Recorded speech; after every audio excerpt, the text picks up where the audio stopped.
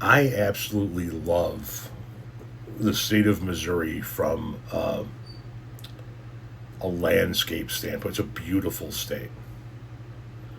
But the politics in the state of Missouri, holy shit.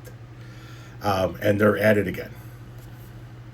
The Missouri State Senate just passed the largest sales tax increase in Missouri state history. House Democrats have been following this ever since Governor Kehoe rolled out his proposal in his State of the State address earlier this year. We must begin the work now to phase out and eliminate Missouri's individual income tax.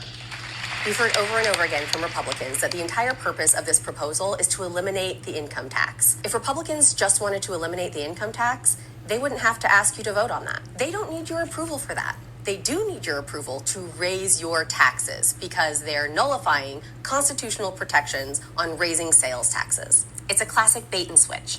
They want to ask voters at the ballot box if they want to eliminate their income tax. And of course, that sounds great to most voters. But what they're not telling you is that they're giving themselves permission to raise your sales taxes. That permission is permanent and unlimited. And the part of the bill that hasn't changed since it came back to us from the Senate is the part that explicitly grants a future legislature permission to expand taxes on any goods and services. That includes services that aren't currently being taxed here in Missouri. At a time when inflation is soaring, gas prices are through the roof, Missourians cannot afford to go down this road.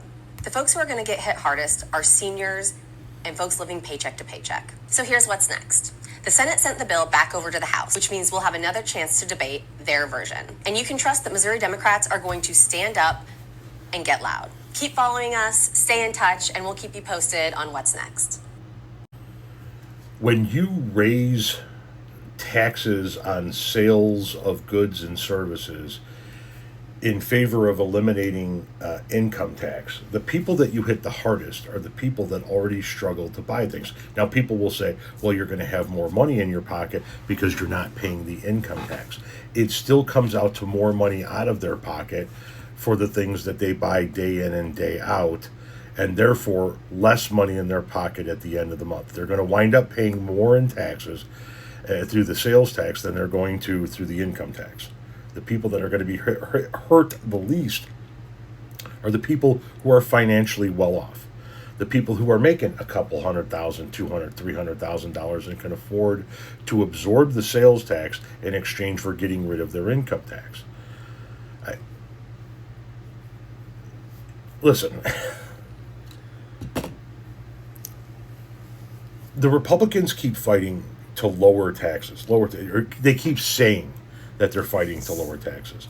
But every single one of their proposals ends up putting more tax burden on working class families and lessens the taxes that wealthy people pay. It hurts them less.